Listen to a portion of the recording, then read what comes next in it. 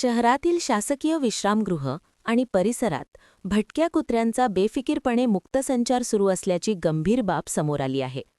पालकमंत्री दौऱ्यावर असतानाही त्यांच्या वाहनाजवळ भटके कुत्रे फिरताना दिसल्याने प्रशासनाच्या निष्काळजीपणावर सोलापूरकरांनी रोष व्यक्त केला आहे. व्हीआयपी, मंत्री आणि वरिष्ठ अधिकाऱ्यांच्या ये-जावात असलेल्या उच्च सुरक्षा असलेल्या विश्रामगृह परिसरात अशी स्थिती असणे हे महानगरपालिका, पशुवैद्यकीय आणि आरोग्य विभागाच्या कर्तव्यद्रोहाचं लक्षण आहे, असा आरोप नागरिकांनी केला आहे.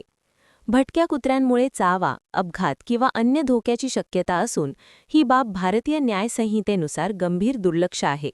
अशी घटना घडल्यास संपूर्ण जबाबदारी प्रशासनावर राहील, असा इशारा देण्यात आला. बंधुप्रेम न्यूज चॅनलला लाईक, सबस्क्राईब व बेल आयकॉन दाबायला विसरू नका. धन्यवाद.